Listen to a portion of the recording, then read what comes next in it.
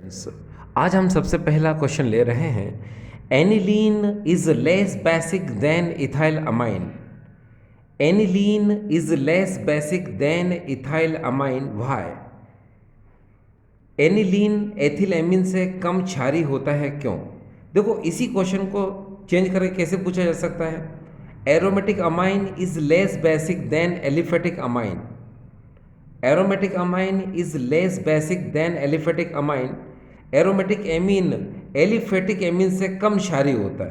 कहने का मीनिंग ये है डियर, देखिए आपकी मोबाइल स्क्रीन पर जो पहला आपको यहाँ पर ये फार्मूला नज़र आ रहा है, ये है एनिलीन। इसको हम लोग बोलते हैं C6H5NH2। तो इस C6H5NH2 को हम बोलते हैं एनिलीन, और इसी को ही कहा जाता है एरोमेटिक एमीन। ठीक है। अब बात यहाँ पर यह आती है कि क्वेश्चन क्या है। क्वेश्चन है aniline is less basic. Aniline जो है लेस बेसिक होता है किससे? एथिल एमीन से। तो चलो शुरू करते हैं। डियर स्टूडेंट्स, आप बहुत अच्छे से जानते हैं कि ये एनिलीन है। अब देखिए डियर स्टूडेंट्स, ये जो एनिलीन है, इस एनिलीन में रेजोनेंस होता है। इस एनिलीन में रेजोनेंस, अनुनाद होता है। रेजोनेंस की वजह से इसमें इलेक्ट्रॉन्स का डिलोकेलाइजेशन होता है। रेजोनेंस की वजह से इसमें इलेक्ट्रॉन्स का डिलोकेलाइजेशन होता है। मींस एक एटम से इलेक्ट्रॉन दूसरे एटम की तरफ मूव करते हैं, यानी कि बेंजीन रिंग की तरफ क्या करते हैं? मूव करते हैं। ठीक है।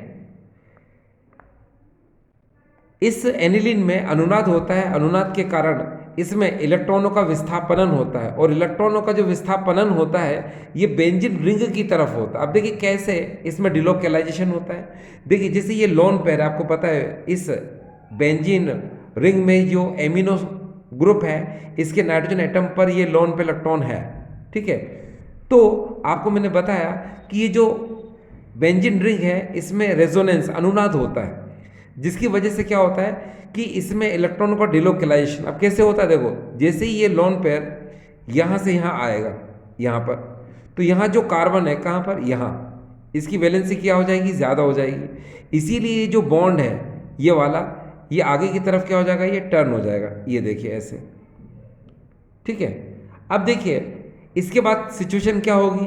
देखिए यहाँ पर आप थोड़ा सा ध्यान देना, ठीक लगेगा आपको। देखिए आपने क्या किया था, इस बॉन्ड को और इस बॉन्ड को कुछ नहीं किया था, इसको ऐसे कैसे बना लो। ठीक है।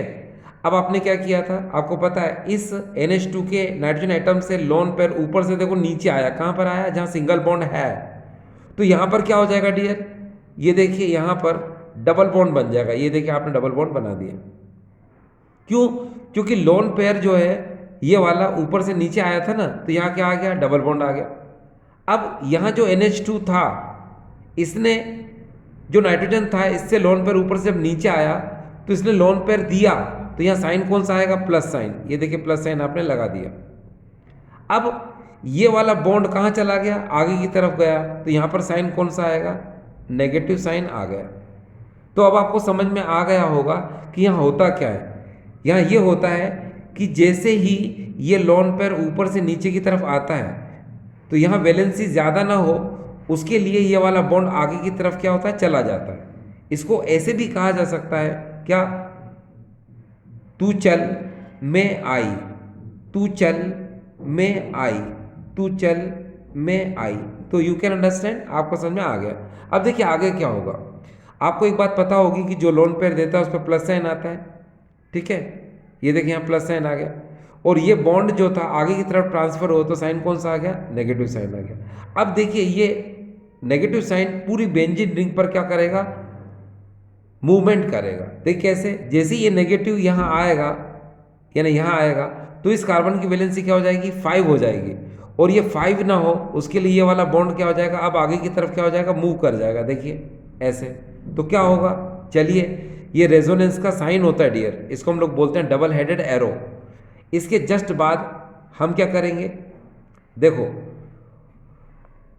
ऊपर डबल बॉन्ड NH2 और हम प्लस लगा देंगे। ये प्लस लगाए, आपने देखा ये नेगेटिव जो है आप लेकर आए, तो आपने यहाँ बॉन्ड बना दिया, और ये बॉन्ड जब आगे जाएगा तो यहाँ पर क्या आ जाएगा? अब ये नेगेटिव आ जाएगा। इसको तो वैसा का वैसा कर लो, क्योंकि इसको आपने कोई चेंज नहीं किया था। अब फिर ध्यान दीजिए, जैसे ये नेगेटिव यहाँ जा कर के बॉन्ड बनाएगा, कहाँ? यहाँ, तो यहाँ पर जो कार्बन है इसकी वैलेंसी क्या हो जाएगी, ज़्यादा हो जाएगी। अब वैलेंसी ज़्यादा नहीं हो इसके लिए ये वाला बॉन्ड कहाँ हो जाएगा, आगे की तरफ ट्रांसफर हो जाएगा, कहाँ, यहाँ। तो देखिए नेक्स्ट स्ट्रक्चर कैसे बनेगा। नेक्स्ट स्ट्रक्चर जो है, ऊपर तो आपको पता ही है डबल बॉन्ड NH2 और N पर साइन कौन सा आता है, प्लस। ये वाला तो बॉन्ड ऐसा कैसे ही रहेगा, ये नेगेटिव जो था ये बॉन्ड में कन्वर्ट हुआ ऐसे, और ये बॉन्ड जो है आगे की तरफ जब मूव करा तो ये हो जाएगा यहाँ पर नेगेटिव। अब नेक्स्ट स्ट्रक्चर देखिए, जैसे ही ये नेगेटिव यहाँ आकर के बॉन्ड बनाएगा यहाँ, तो यहाँ पर फिर से इस कार्बन की वैलेंसी ज़्यादा हो जाएगी। अब वैलेंसी ज़्यादा ना हो तो ये बॉन्ड ऊपर से फिर से क्या हो जाएगा, ऊपर की तरफ चला जाएगा। देखो ये नेगेटिव यहाँ के बॉन्ड बनाएगा, यहाँ इसकी वैलेंसी बढ़ जाएगी इस कार्बन की, तो ये वाला जो बॉन्ड था डबल बॉन्ड उसमें से एक बॉन्ड ऊपर की तरफ चला जाएगा, ठीक है, और वापस से मॉलिक्यूल क्या हो जाएगा, न्यूट्रल यानी उदासीन हो जाएगा। देखिए कैसे हो जाएगा ये देखिए यहाँ पर ये वाला बॉन्ड ऐसा कैसे हुआ, ये बॉन्ड ऐसा, ये नेगेटिव ने यहाँ बॉन्ड बना लिया, और यहाँ जो डबल बॉन्ड था उसमें से अब सिंगल बॉन्ड बचेगा, ठीक है, और यहाँ पर ये NH2।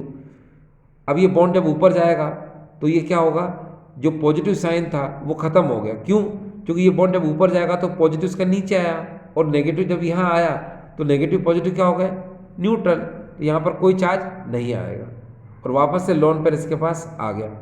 क्यों, क्योंकि ये बॉन्ड ऊपर गया था ना, और आपको पता है एक बॉन्ड में 2 इलेक्ट्रॉन होते हैं, इसलिए वापस से लोन पेयर आ गया। अब देखिए जरा स्टूडेंट ध्यान से कि यहाँ से यहाँ तक अगर आप ध्यान से देखें क्या हुआ, आपको बता दूं मैं कि ये जो एनिलीन है इसमें रेजोनेंस हुआ, अनुनाद हुआ। रेजोनेंस की वजह से इलेक्ट्रॉनों का डिलोकलाइजेशन हुआ, यानी कि इलेक्ट्रॉनों का विस्थापन हुआ, जिसकी वजह से इस एमिनो ग्रुप के नाइट्रोजन एटम पर लोन पे इलेक्ट्रॉन अब नहीं रहे, कहाँ चले गए, बेंजीन रिंग की तरफ चले गए। यहाँ देखो यहाँ पर साइन कौन सा आ गया, प्लस। तो हुआ यहाँ पर ये कि ये जो एनिलीन है इसमें रेजोनेंस की वजह से इस नाइट्रोजन एटम पर जो अवेलेबिलिटी ऑफ इलेक्ट्रॉन्स होते हैं, availability of lone pair electron होते हैं, वो क्या खत्म हो जाते हैं, यानी कि वहाँ पर अब लोन पेयर इलेक्ट्रॉन रहते ही नहीं है, क्योंकि वो तो बेंजीन रिंग की तरफ चला गया। तो अब इस पर क्या होगा कि ये प्रोटॉन को इजीली एक्सेप्ट नहीं कर पाएगा, ये प्रोटॉन को आसानी से ग्रहण नहीं कर पाएगा, ठीक है, इसीलिए ये क्या होगा, लेस बेसिक होगा, ये कम क्षारीय होगा, ठीक है। आपको पता है कि कोई भी सब्सटेंस, कोई भी पदार्थ जितनी इजीली, जितनी शीघ्रता से प्रोटॉन को एक्सेप्ट करेगा वो उतना मोर बेसिक होगा, और प्रोटॉन को एक्सेप्ट कब करेगा, जब वो लोन पे इलेक्ट्रॉन उसको डोनेट करेगा, ठीक है। तो यहाँ पर नाइट्रोजन के पास सेकेंड स्टेप में देखिए, यहाँ पर नाइट्रोजन के पास लोन पे इलेक्ट्रॉन है ही नहीं, क्योंकि वो तो बेंजीन की तरफ चले गए, बेंजीन रिंग की तरफ चले गए, इसलिए प्रोटॉन को इजीली एक्सेप्ट नहीं करेगा, ये प्रोटॉन को शीघ्रता से ग्रहण नहीं करेगा, इसीलिए क्या होगा, ये कम क्षारीय यानी लेस बेसिक होगा। अब हम बात करते हैं यहाँ पर एलिफेटिक अमाइन। एलिफेटिक अमाइन में डियर हम एग्जाम्पल ले रहे हैं इथाइल अमाइन का। ये देखिए अब आपके सामने जो एग्जाम्पल लिया मैंने, ये ले लिया इथाइल अमाइन C2H5, ठीक है, और यहाँ पर मैं इस तरह से कर देता हूँ, ये देखिए ये इथाइल अमाइन हो गया, ठीक है। तो यहाँ लिख देता हूँ मैं इथाइल अमाइन। अब डियर स्टूडेंट्स आप जानते हैं कि इस इथाइल अमाइन में यहाँ कोई रेजोनेंस नहीं हो सकता। क्यों, रेजोनेंस होने के लिए आपको पता है alternate single bond double bond होना ज़रूरी है, ठीक है, या फिर ऐसे हम कह सकते हैं कि इसमें कोई बेंजीन रिंग नहीं है, तो इसमें कोई रेजोनेंस या अनुनाद नहीं होगा। आपको पता है इसमें जो इथाइल ग्रुप है, ये इथाइल ग्रुप, इस इथाइल ग्रुप में क्या होता है, ये देखिए इस इथाइल ग्रुप में पॉजिटिव प्लस आई इफेक्ट होता है, यानी कि पॉजिटिव इंडक्टिव इफेक्ट होता है। अब जिसमें पॉजिटिव इंडक्टिव इफेक्ट होगा वो इलेक्ट्रॉन को क्या करेगा, रिपेल करेगा, इलेक्ट्रॉन को क्या करेगा, वो प्रतिकर्षित करेगा, ठीक है, यानी कि ये पॉजिटिव आई ग्रुप जो होता है ये इलेक्ट्रॉन को रिपेल करने वाला ग्रुप होता है, ठीक है, इलेक्ट्रॉन को रिपेल करने वाला ये ग्रुप होता है, इलेक्ट्रॉन को प्रतिकर्षित करने वाला समूह होता है। तो जब ये इलेक्ट्रॉन को रिपेल करेगा, देखिए इसने इलेक्ट्रॉन को रिपेल किया, तो इस नाइट्रोजन एटम पर, किसके, इस इथाइल अमाइन के जो एमिनो ग्रुप है इसके नाइट्रोजन एटम पर इलेक्ट्रॉन डेंसिटी क्या हो जाएगी, बढ़ जाएगी, इलेक्ट्रॉन डेंसिटी यहाँ क्या हो जाएगी, ज़्यादा हो जाएगी। तो हम यहाँ लिख सकते हैं हाई इलेक्ट्रॉन डेंसिटी, ये high electron density, density on nitrogen atom, ये एन एटम। तो हमने क्या देखा, इस नाइट्रोजन एटम पर इलेक्ट्रॉन डेंसिटी क्या हो गई, ज़्यादा हो गई। तो availability of lone pair electron upon the nitrogen atom is more. तो यहाँ पर क्या होगा कि इस एथाइल अमाइन के एमिनो ग्रुप के नाइट्रोजन एटम पर लोन पेयर इलेक्ट्रॉन प्रेजेंट रहेगा, यानी उपलब्ध रहेगा, जिसकी वजह से ये प्रोटॉन को इजीली क्या कर लेगा, एक्सेप्ट कर लेगा, ये प्रोटॉन को शीघ्रता से ग्रहण कर लेगा, इसमें प्रोटोनेशन इजीली हो जाएगा, इसलिए क्या हो जाएगा, ये मोर बेसिक, ये अधिक क्षारकीय हो जाएगा। ठीक है, तो अब आपको समझ में आ चुका है कि इथाइल अमाइन क्या है डियर, मोर बेसिक। यहाँ लिख देता हूँ मैं मोर बेसिक, ये देखिए। तो अब आपको यहाँ पर बिल्कुल क्लियर हो चुका है। क्या क्लियर हो चुका है, एक बार फिर से क्लियर कर दूँ मैं। देखो डियर, ये एरोमेटिक अमाइन है, यानी कि एनिलीन है। इसमें क्या होता है, रेजोनेंस होता है। रेजोनेंस की वजह से ये जो लोन पे इलेक्ट्रॉन है इस एमिनो ग्रुप के नाइट्रोजन एटम पर, वो बेंजीन रिंग की तरफ चला जाता है। अब यहाँ पर नाइट्रोजन एटम पर रहता ही नहीं है। जब नहीं रहेगा तो ये प्रोटॉन को एक्सेप्ट नहीं कर पाएगा, इसीलिए लेस बेसिक होगा। और यहाँ पर आपने क्या देखा, इथाइल अमाइन के जो एमिनो ग्रुप के नाइट्रोजन एटम है इस पर लोन पे इलेक्ट्रॉन रहेगा। ठीक है, दूसरी बात, ये जो इथाइल ग्रुप है इसमें भी प्लस आई इफेक्ट, यानी कि प्रेरणिक प्रभाव, पॉजिटिव इंडक्टिव इफेक्ट होता है, यानी धनात्मक प्रेरणिक प्रभाव होता है, जो कि इलेक्ट्रॉन को रिपेल करने वाला ग्रुप होता है, इलेक्ट्रॉनों को प्रतिकर्षित करने वाला समूह होता है। तो जब ये इलेक्ट्रॉनों को अपने से इस तरफ भेजेगा, कहाँ पर, नाइट्रोजन एटम पर, तो यहाँ पर एविबिलिटी ऑफ इलेक्ट्रॉन ज़्यादा हो जाएंगे, यानी इलेक्ट्रॉन डेंसिटी यहाँ पर क्या हो जाएगी, ज़्यादा। इलेक्ट्रॉन घनत्व इस नाइट्रोजन एटम पर क्या हो जाएगा, ज़्यादा हो जाएगा। तो जब जब ज़्यादा यहाँ पर इलेक्ट्रॉन प्रेजेंट रहेंगे तो प्रोटॉन क्या करेगा इसको, ये देखिए प्रोटॉन है, ये प्रोटॉन इजीली क्या करेगा, इसको एक्सेप्ट कर लेगा, है ना। या ऐसे कह सकते हैं हम कि प्रोटॉन इजीली यहाँ पर अटैक कर देगा। ठीक है, या हम ऐसे कह सकते हैं कि ये प्रोटॉन को इजीली एक्सेप्ट कर लेगा। तो जब ये प्रोटॉन को इजीली एक्सेप्ट कर लेगा तो इसको हम लोग बोलते हैं क्या, प्रोटोनेशन, यानी कि प्रोटोनीकरण। तो इसमें जो प्रोटोनेशन इजीली होता है इसलिए मोर बेसिक होगा। तो ये आपको पहला क्वेश्चन समझ में आया। ठीक डियर स्टूडेंट्स, अब हम अगले क्वेश्चन की तरफ जाते हैं। ये क्वेश्चन भी काफ़ी इंटरेस्टिंग है। देखिए डियर स्टूडेंट्स, अगला क्वेश्चन की अगर हम बात करते हैं, क्वेश्चन है 2 degree amine is more basic than 3 degree amine in aqueous solution. 2 degree amine is more basic than 3 degree amine in aqueous solution. Why? जलीय विलयन में 3 डिग्री एमीन की तुलना में 2 डिग्री एमीन अधिक क्षारीय होता है, क्यों? डियर, ये एक्सप्लेन करना बहुत ज़रूरी है। वैसे तो आप जानते हैं बहुत अच्छे से कि इस एक्वस सॉल्यूशन की जब बात आती है और हम 1 डिग्री 2 डिग्री 3 डिग्री अमाइन में डिफरेंस करने की कोशिश करते हैं तो उसमें हमें 3 इफेक्ट का यूज़ करना पड़ता है। एक स्टेरिक इफेक्ट, दूसरा पॉजिटिव इंडक्टिव इफेक्ट, तीसरा हाइड्रेशन इफेक्ट। प्रेरणिक प्रभाव, जलयोजन प्रभाव और स्टेरिक प्रभाव, इन 3 के आधार पर हम 1 डिग्री 2 डिग्री 3 डिग्री एमीन की बेसिक स्ट्रेंथ को बताते हैं। लेकिन डियर स्टूडेंट्स, यहाँ पर याद रखने की कोशिश करो कि जब भी इस टाइप का क्वेश्चन आता है 2 degree amine is more basic than 3 degree amine in aqueous solution, हुआ है तो आपको वो कॉन्सेप्ट दिमाग में नहीं रखना है। ठीक है, मैं आपको बताता हूँ ये क्वेश्चन किस तरह से होगा। तो इसका आंसर जो है आपको सिर्फ इतना सा देना है, ड्यू टू स्टेरिक इफेक्ट, बस खत्म हो गया। क्या बोलेंगे आप? ड्यू टू स्टेरिक इफेक्ट, यानी कि त्रिविम विन्यासी बाधा। अब मैं आपको एक्सप्लेन करके बताता हूँ कि आखिर इतना शॉर्ट में आंसर है, ठीक है, इसका तो क्यों है। तो चलो डियर स्टूडेंट बात करते हैं। सबसे पहले हम बात करेंगे यहाँ पर 3 डिग्री अमाइन की। तो देखिए, ये हम इसके सॉल्यूशन को करते हैं और हम सबसे पहले बनाते हैं ये 3 डिग्री अमाइन। तो डियर स्टूडेंट देखिए 3 डिग्री अमाइन कैसे होता है। तो सबसे पहले हम लेते हैं यहाँ पर रेडिकल, ये N, फिर यहाँ पर हम लेते हैं रेडिकल, फिर हम यहाँ पर लेते हैं रेडिकल और ये लोन पेयर बना देते हैं। तो डियर आपको पता है इस नाइट्रोजन एटम पर 3 रेडिकल हमने लगा दिए। ये देखिए, that is a 1, that is a 2, that is a 3 और यहाँ पर लोन पेयर है। तो हम कहेंगे कि ये क्या है, 3 डिग्री अमाइन है। अब हम बात करेंगे यहाँ पर 2 डिग्री अमाइन की।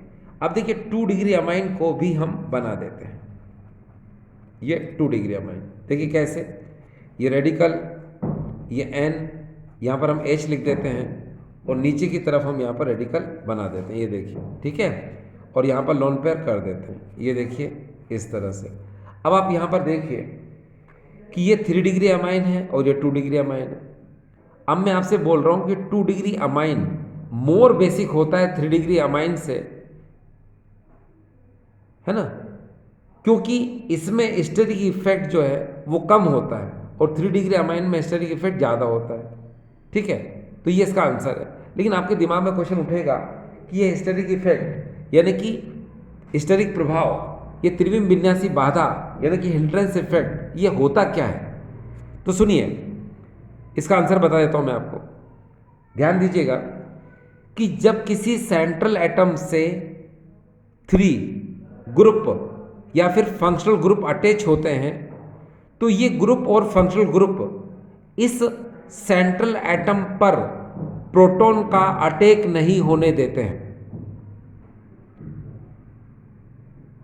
तो इसको हम लोग बोलते हैं क्या? Steric effect.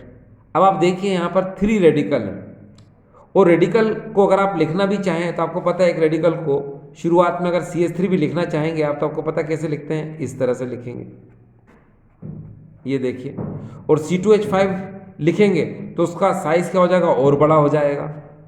ठीक है, तो मिनिमम हम शुरुआत करते हैं CH3 से। सपोज यहाँ CH3 है, यहाँ CH3, यहाँ CH3, तो आपने देखा कि जब यहाँ CH3, यहाँ CH3, यहाँ CH3 होगा, ये साइज में बड़े होंगे तो प्रोटॉन को इस नाइट्रोजन एटम पर इजीली अटैक, आसानी से आक्रमण नहीं करने देंगे। ठीक है, तो हम कहेंगे कि इसमें स्टेरिक इफेक्ट क्या है? ज़्यादा है। अब हम आ जाते हैं यहाँ 2 डिग्री अमाइन में। तो 2 डिग्री अमाइन में क्या होता है कि यहाँ 2 रेडिकल हैं, ठीक है, और यहाँ पर हाइड्रोजन है। तो हाइड्रोजन का शेप क्या होता है, साइज क्या होता है? छोटा होता है। तो यहाँ पर क्या होगा कि जो प्रोटॉन है वो इजीली अटैक कर देगा। क्यों? क्योंकि यहाँ पर उसको ज़्यादा स्पेस मिल रहा है अटैक करने के लिए, ठीक है, और यहाँ पर उसको क्या हो रहा है? कम स्पेस मिल रहा है अटैक करने के लिए। तो हम कहेंगे कि इसमें स्टेरिक इफेक्ट जो है ज़्यादा है। चलो लिख देता हूँ मैं, यहाँ पर लिख देता हूँ मैं मोर स्टेरिक इफेक्ट। ये देखिए, मोर स्टेरिक इफेक्ट। और यहाँ पर हम लिखेंगे less steric effect, less steric effect, ये लेस स्टेरिक इफेक्ट। अब डियर स्टूडेंट्स, मैं आपसे कह रहा हूँ कि इसमें मोर स्टेरिक इफेक्ट है इसीलिए ये लेस बेसिक है, ये लेस बेसिक है, और इसमें लेस स्टेरिक इफेक्ट है इसलिए ये मोर बेसिक है। देखिए मैं कह रहा हूँ कि ये इसमें स्टेरिक प्रभाव ज़्यादा है इसलिए कम क्षारीय है, इसमें स्टेरिक प्रभाव कम है इसलिए अधिक क्षारीय है। अब आपके दिमाग में एक बार बार वही प्रश्न उठ रहा है, ये स्टेरिक इफेक्ट, स्टेरिक प्रभाव होता क्या है? तो डियर स्टूडेंट मैं बता देता हूँ आपको। स्टेरिक का मतलब होता है क्राउड, यानी क्राउडिंग, यानी हिंदी में कहते हैं भीड़। तो अब आप खुद सोचो, मान लो ये आपका कोई फ्रेंड है, ठीक है, और ये इतने सारे लोगों के बीच में है, उस फ्रेंड को ढूंढने में हमें टाइम लगेगा, ठीक है, और यही फ्रेंड सपोज मान लो कम भीड़ में है, ठीक है, ये देखिए यहाँ पर कम भीड़ है, तो वो फ्रेंड हमें इजीली मिल जाएगा, ठीक है। तो यहाँ आपको ये बात समझ में आई क्या कि स्टेरिक इफेक्ट का मतलब क्या होता है कि जब क्राउडिंग ज़्यादा होगी तो प्रोटॉन जो है वो इजीली अटैक नहीं कर पाएगा, और क्राउडिंग अगर कम होगी तो प्रोटॉन इजीली अटैक कर देगा। और आपको पता है कि प्रोटॉन ने अगर यहाँ इजीली अटैक कर दिया, आसानी से आक्रमण कर दिया, तो ये अधिक क्षारकीय हो जाएगा, अधिक बेसिक हो जाएगा, और यहाँ पर इजीली अटैक नहीं किया प्रोटॉन ने तो ये लेस बेसिक होगा, यानी ये कम क्षारीय होगा। तो ये बात आपको समझ में आ चुकी होगी। देखिए डियर स्टूडेंट्स, इसका आंसर जो है मैंने आपको स्टेरिक इफेक्ट के अकॉर्डिंग बताया, इतना आंसर आपके लिए सफिशिएंट है, ठीक है। चलिए डियर स्टूडेंट्स, अब हम एक नए क्वेश्चन की तरफ जा रहे हैं, और ये क्वेश्चन इस क्वेश्चन से रिलेटेड है। आपने इस क्वेश्चन को ध्यान दिया हो, ये देखिए, aniline is less basic than ethyl amine, why? इसी को मैंने आपसे कहा aromatic amine is less basic than aliphatic amine, यानी कि एनिलीन एथिलएमीन से कम क्षारीय है, क्यों? और एरोमेटिक एमीन एलिफेटिक एमीन से कम क्षारीय है, क्यों? तो इसी क्वेश्चन को आपको दूसरी तरीके से कैसे पूछा जा सकता है, चलो मैं आपको बताता हूँ, है ना। देखिए ये अगला क्वेश्चन है हमारे सामने, और क्वेश्चन है कुछ इस तरह से, देखिए पीकेबी ऑफ एनिलीन, ये देखिए यहाँ पर pKb of aniline is more than methylamine, why, methylamine की तुलना में एनिलीन के पीकेबी का मान उच्च होता है, क्यों। तो अपन को बताना है पीकेबी। अब डियर स्टूडेंट्स, मैं अगर आपसे यहाँ पर एक छोटी सी बात करूँ तो मैं पहले आपको ना रूल्स बता देता हूँ। रूल्स ये हैं कि देखिए यहाँ पर इसके सॉल्यूशन को पहले हम करें, और सॉल्यूशन इसका ये है डियर, आपको याद रखना पड़ेगा बेसिसिटी। बेसिसिटी का मतलब होता है क्षारीयता, ये लिख देता हूं मैं, क्षारीयता बेसिसिटी, ये इनवर्सली प्रोपोर्शनल होती है पीकेबी के। ये देखिए आप इतना दिमाग में रखिए, यहां पर ये जो बेसिसिटी है ये पीकेबी के इनवर्सली प्रोपोर्शनल होती है। ये क्षारीयता जो है पीकेबी के व्युत्क्रमानुपाती होती है। बस आप इतना याद रखो कि जितनी ज़्यादा बेसिसिटी होगी इसकी पीकेबी की वैल्यू क्या होगी, कम होगी, ठीक है। और इसको हम इस तरह से भी समझ सकते हैं, जैसे मैं आपके लिए यहाँ पर एक क्वेश्चन लेके आया हूँ, ये देखिए ये वही क्वेश्चन है जो उधर हमने किया, C6H5NH2, इसको हम लोग बोलते हैं एनिलीन, ये एनिलीन है। दूसरा देखिए यहाँ पर मिथाइल अमान ले लेते हैं हम, CH3NH2, ये देखिए यहाँ लिख देते हैं मिथाइल अमाइन, ये मिथाइल अमाइन। अब आप बहुत अच्छे से जानते हैं कि C6H5 इसमें रेजोनेंस यानी अनुनाद होता है, जिसकी वजह से ये जो NH2 के पास जो नाइट्रोजन है इसके लोन पे इलेक्ट्रॉन वो इस तरफ चले जाते हैं, किस तरफ, इस तरफ, बेंजीन रिंग की तरफ चले जाते हैं। तो यहाँ पर अब लोन पे इलेक्ट्रॉन नहीं रहते हैं, नाइट्रोजन पर लोन पे इलेक्ट्रॉन नहीं रहते हैं, नाइट्रोजन पर एकांकी इलेक्ट्रॉन युग्म उपस्थित नहीं रहता। तो प्रोटॉन जो है इजीली यहाँ अटैक नहीं कर पाता है, प्रोटॉन यहाँ पर शीघ्रता से आक्रमण नहीं कर पाता। क्यों? क्योंकि ये लोन पे, तो इधर चले गए ना, इसलिए। अब यहाँ पर अगर आप ध्यान से देखें कि ये CH3 है, और CH3 में आपको पता है कि CH3 में प्लस आई इफेक्ट होता है, ये देखिए लिख देता हूँ मैं, प्लस आई इफेक्ट। अब ये धनात्मक प्रेरणिक प्रभाव के कारण ये जो CH3 ये अपने इलेक्ट्रॉन को रिपेल करता है, अपने इलेक्ट्रॉन को प्रतिकर्षित करता है, किधर, इस NH2 ग्रुप की तरफ। यानी यहाँ पर जो एमिनो ग्रुप के पास जो लोन पे इलेक्ट्रॉन है उस तरफ ये अपने इलेक्ट्रॉनों को भेजता है। तो यहाँ पर क्या होता है कि अवेबिलिटी ऑफ इलेक्ट्रॉन, यानी कि इलेक्ट्रॉन की उपलब्धता, इलेक्ट्रॉन की जो उपलब्धता होती है वो ज़्यादा हो जाती है। जब इलेक्ट्रॉन की उपलब्धता ज़्यादा हो जाएगी तो ये देखो ये कौन है, प्रोटॉन। अब मुझे बताइए ये जल्दी से इधर आक्रमण करेगा या इधर, इधर अटैक करेगा कि इधर, तो मैं कहूँगा भाई इधर अटैक करेगा। क्यों? क्योंकि यहाँ पर लोन पे इलेक्ट्रॉन है, ये देखिए, और यहाँ पर नहीं है। क्यों? क्योंकि यहाँ के लोन पेयर तो इधर चले गए, इसलिए वो इधर अटैक नहीं करेगा। तो आप समझ गए ये कौन है, ये मोर बेसिक है। तो यहाँ लिख देते हैं हम लोग कि ये कौन है डियर, मिथाइलमाइन मोर बेसिक, ये हो गया मोर बेसिक। और एनिलीन क्या हो जाएगा डियर, लेस बेसिक। अब आपके दिमाग में ये बात क्लियर हो चुकी है। अब ये इस कॉन्सेप्ट को लाइए कि बेसिसिटी अगर ज़्यादा है तो पीकेबी की वैल्यू क्या होगी, कम होगी, ठीक है। तो यहाँ पर ये मोर बेसिक है, इसकी बेसिसिटी ज़्यादा है, तो यहाँ पर क्या होगा, हम लिखेंगे पीकेबी इज लेस, यहाँ पीकेबी क्या होगा, लेस होगा। दूसरा देखिए, बेसिसिटी मैंने बताया जितनी ज़्यादा होगी पीकेबी की वैल्यू क्या होगी, कम होगी, ठीक है। और बेसिसिटी अगर कम होगी तो पीकेबी की वैल्यू क्या होगी, ज़्यादा होगी। तो यहाँ पर आपको पता है लेस बेसिक है ये, इसकी बेसिसिटी कम है, तो ये क्या होगा, पीकेबी यहाँ पर मोर होगा, ये पीकेबी इज मोर, ये देखिए पीकेबी मोर है। अब क्वेश्चन क्या है, क्वेश्चन ये है कि पीकेबी ऑफ एनिलीन इज मोर, ये देखो पीकेबी ऑफ एनिलीन इज मोर, इसका मतलब पीकेबी कौन हुआ, लेस बेसिक हुआ, ठीक है। तो देखो कितना क्लियर हो गया आपको, यानी कि आपको ये क्वेश्चन चाहता तो वो ऐसे भी दे सकता था, कैसे कि मिथाइल अमाइन के कंपैरिजन में एनिलीन जो है वो लेस बेसिक है। तो उसने ये क्वेश्चन आपको ऐसे ना देकर के ऐसे दे दिया कि पीकेबी की जो वैल्यू होती है एनिलीन की वो ज़्यादा होती है, किससे, मिथाइल अमाइन से। तो भाई सीधी सी बात है ना, आप देखो ना, ये वाला कॉन्सेप्ट दिमाग में रखो बस। ये बेसिसिटी जितनी ज़्यादा होती है पीकेबी की वैल्यू क्या होती है, उतनी ही कम होती है। और यहाँ पीकेबी की वैल्यू ज़्यादा है, इसका मतलब बेसिसिटी इसकी क्या है, कम है। बस ये आंसर हो गया। तो ये क्वेश्चन देखिए अब आपको समझ में आना चाहिए। ठीक है, चलिए देखिए अब हमारे सामने जो है एक अगला क्वेश्चन आ रहा है। ये बहुत इंपॉर्टेंट क्वेश्चन है। Aniline does not undergo Friedel-Crafts reaction, why? Aniline does not undergo Friedel-Crafts reaction, why? Aniline में फ्रीडल-क्राफ्ट अभिक्रिया नहीं होती है, क्यों? तो डियर मैं आपको एक बात बता दूं कि फ्रीडल-क्राफ्ट रिएक्शन में दो चीज़ें होती हैं। ये देखिए, नंबर एक अल्काइलेशन, अल्काइलेशन, और दूसरा होता है असाइलेशन।